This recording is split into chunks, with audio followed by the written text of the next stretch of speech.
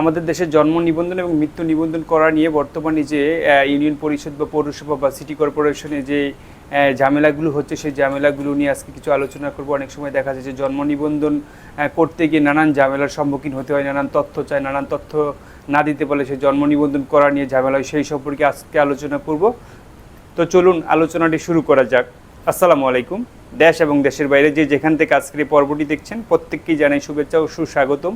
আশা করি আপনারা সকলেই ভালো আছেন। আজকের এই পর্বটিতে আপনাদের সাথে আলোচনা করব জন্ম নিবন্ধন এবং মৃত্যু নিবন্ধন সম্পর্কে। আপনারা সকলেই অবগত আছেন যে 2004 সালে জন্ম নিবন্ধন এবং মৃত্যু নিবন্ধন আইন পাশ করার পরে জন্ম নিবন্ধন এবং মৃত্যু নিবন্ধন এটা বাধ্যতামূলক করা হয়েছে। কোনো শিশু জন্মগ্রহণ করলে তাকে জন্ম নিবন্ধনের আওতায় আনতে হবে, আর কোনো লোক যদি মৃত্যুবরণ করে তাহলে তাকেও তার মৃত্যু সনদ নিতে হবে।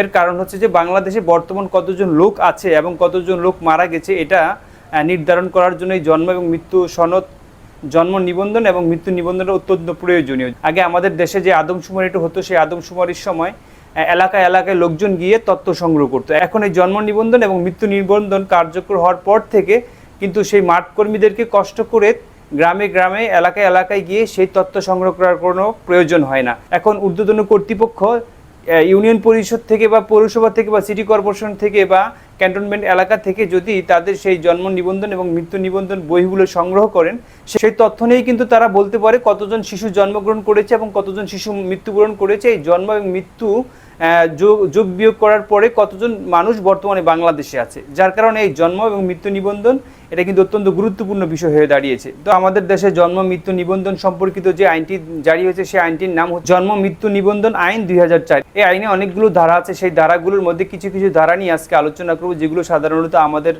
প্রত্যেকের প্রয়োজন হয়। এখানে প্রথম যে ধারাটি নিয়ে আলোচনা করব তা হচ্ছে 4 নম্বর ধারা। এই ধারায় বলা হয়েছে কে এই জন্ম নিবন্ধন এবং মৃত্যু নিবন্ধনগুলো সরবরাহ করবে। এখানে প্রথমে বলা হয়েছে সিটি কর্পোরেশনে জন্মগ্রহণকারী বা মৃত্যুবরণকারী কোনো ব্যক্তি বা স্থায়ীভাবে বসবাসকারী কোনো ব্যক্তি, সিটি কর্পোরেশনের মেয়র বা সরকার কর্তৃক নির্ধারিত কোনো ব্যক্তি বা তার থেকে ক্ষমতাপ্রাপ্ত কোনো ব্যক্তি এই সনদগুলো সরবরাহ করবে।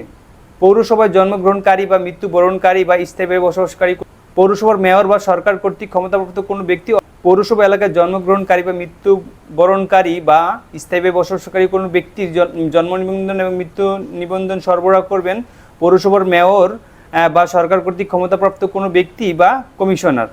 ইউনিয়ন পরিষদে জন্মগ্রহণকারী কোনো ব্যক্তি বা মৃত্যুগ্রহণকারী কোনো ব্যক্তি বা স্থায়ী বসবাসকারী কোনো ব্যক্তিকে জন্ম মৃত্যু সনদ সরবরাহ করবেন চেয়ারম্যান বা সরকার কর্তৃক ক্ষমতাপ্রাপ্ত কোনো ব্যক্তি বা সদস্য।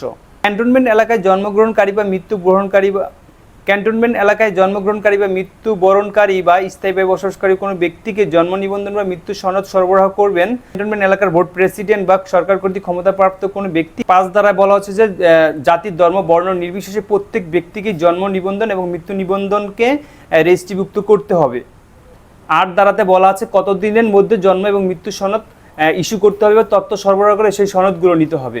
8 ধারা এখানে বলা আছে যে শিশু জন্মগ্রহণ করার 45 দিনের মধ্যে তার তথ্য সরবরাহ করে তাকে জন্ম নিবন্ধন নিতে হবে। আর মৃত্যুবরণ করার ক্ষেত্রে বলা আছে যে 30 দিনের মধ্যে তথ্য সরবরাহ করে মৃত্যু সনদ গ্রহণ করতে হবে। সাধারণত এখন জন্ম নিবন্ধন অত্যন্ত জরুরি, এই কারণে যে বর্তমানে বাচ্চাদেরকে স্কুলে ভর্তি করতে হলে সেই জন্ম নিবন্ধন ছাড়া স্কুলে ভর্তি করা যায় না। স্কুলে ভর্তি করার সময় যেই জন্ম নিবন্ধনের যেই তথ্য দেয় এটাই কিন্তু তার অরিজিনাল তথ্য। তার তিনি যতদিন বেঁচে থাকেন সেই বেঁচে থাকার সেই তথ্য ইনফরমেশন কিন্তু এই জন্ম নিবন্ধনের তথ্য ইনফরমেশনের উপর নির্ভর করেই সামনে এগুতে থাকে। যেহেতু এগুলো অনলাইন করা থাকে, এটা ক্লিক করলে সমস্ত পর্যায়ে সব কিছু চলে আসবে। তাই জন্ম নিবন্ধনটা অত্যন্ত জরুরি। আর মৃত্যুর ক্ষেত্রে মৃত ব্যক্তির ওয়ারিশি সম্পত্তি বা মৃত ব্যক্তি ব্যাংকে কোনো অ্যাসেট রেখে গেলে সেই সম্পত্তি ভাগ বন্টনের ক্ষেত্রে যখন তার ওয়ারিশটা সেই সম্পত্তি দাবি করে, সেক্ষেত্রে তার মৃত্যু সনদটা অত্যন্ত জরুরি। কারণ তিনি যে মারা গিয়েছেন তার প্রমাণপত্র কি, এই প্রমাণপত্রের জন্য মৃত্যু সনদটা প্রয়োজন। আগে এই মৃত্যুর সনদ না থাকার কারণে অনেকেই অনেক সময় অভিভাবক জীবিত থাকা অবস্থাকে মৃত বানিয়ে নানান ধরনের ঝুট ঝামেলা করতো, নানান ধরনের সম্পত্তি নানান জন ভাগ বন্টন করে নিয়ে যেত, যার কারণে 2004 সালের পর থেকে জন্ম নিবন্ধন এবং মৃত্যু সনদটা বাধ্যতামূলক করা হয়েছে। এখানে জন্ম নিবন্ধনের কাগজটা প্রয়োজন, সেখানে অবশ্যই জন্ম নিবন্ধনটা লাগবে। আর যেখানে জমি জমা ভাগ বন্টনের ক্ষেত্রে ওয়ারিশি সম্পদ বন্টনের ক্ষেত্রে সেক্ষেত্রে অবশ্যই মৃত্যু সনদটা লাগবে। তো এই তো সরকারের এই যে কাজটা কিন্তু জনগণের সুবিধার্থে করা হয়েছে। তো যখন আমাদের ঘরকে আলোকিত করে কোনো সন্তান আসবে, তাদেরকে অবশ্যই নির্ধারিত সময়ের মধ্যে জন্ম নিবন্ধন করাবো। জন্ম নিবন্ধন করালে আপনার এই ঝামেলাটা শেষ হয়ে যাবে। আপনি যদি 45 দিন পরে এই জন্ম নিবন্ধনটা করতে চান, সেক্ষেত্রে আপনার নানান ঝামেলায় পড়তে হবে, নানান তথ্য চাবে, নানান বিষয়ে তারা জিজ্ঞেস করবে, সেখানে আপনার আর্থিক জরিমানাও হবে। আর আপনি যদি নির্ধারিত সময়ের মধ্যে এই জন্ম নিবন্ধনটা করে ফেলেন, তাহলে বাচ্চার জীবনের ফার্স্ট স্টেজের কাজটা সুন্দরভাবে সম্পন্ন হলো।